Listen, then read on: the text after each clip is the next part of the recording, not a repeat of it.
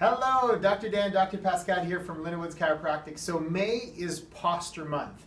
So what we want to do is talk about one of our biggest concerns in terms of posture, which affects kids. So what we see a lot in our office is we're seeing more and more kids, and I'm sure you're aware of this, kids on their phones or on their tablet of some sort with their head jammed way forward and way back.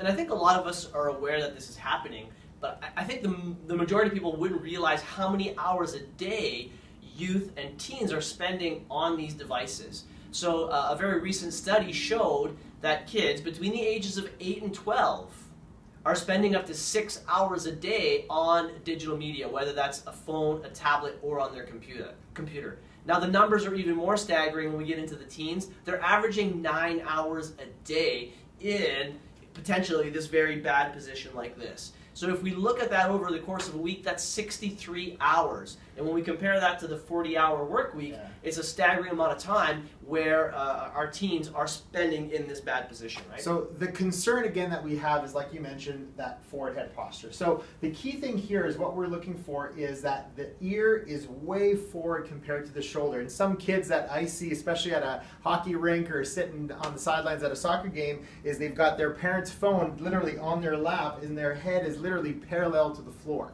So what that causes massive amounts of pressure and stress on the upper part of the neck and the upper back. So a lot of tight muscles, a lot of stress onto the spine, which causes increased, damage for arthritis, bone spurs, things like that, especially as they get older, but also the effects on the nerves. So now the nerves going into the brain, into the nerves, down the arms, the heart, the lungs, everything is being affected. Okay. So let's talk about 3 tips or 3 things that we can do to reduce those effects. So number 1, obviously, in whatever capacity you can as a parent or even as a youth or a kid, is limit the usage, right? Now that's going to be different for everybody. We understand it's not possible to eliminate it, but let's try to reduce it and limit it. Number 2 is text with your phone at eye level. Sounds kind of funny. Some people think I'm taking pictures of them, but really, if you could text in this position, now my ear stays in line with my shoulder.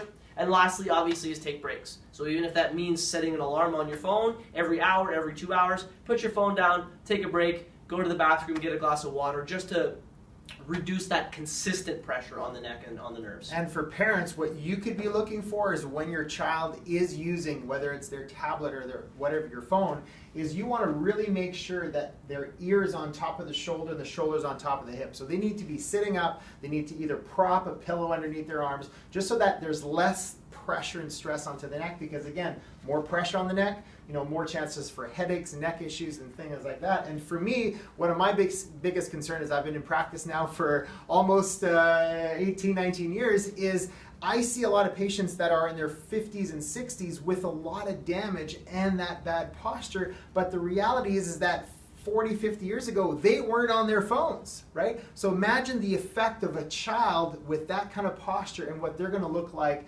40, 50 years from now. So I hope that those tips could help you and, decrease the amount of pressure and stress on those child's necks and shoulders. So if you're a parent and you do notice that your child is already suffering from this posture, or you notice that their ear is consistently in front of their shoulder like this, do get them checked out. Go have them looked at by someone, because long-term that can cause a number of problems. And if you found this information valuable, of course, please send it out to someone you care about or share it on your social media. Have a beautiful day.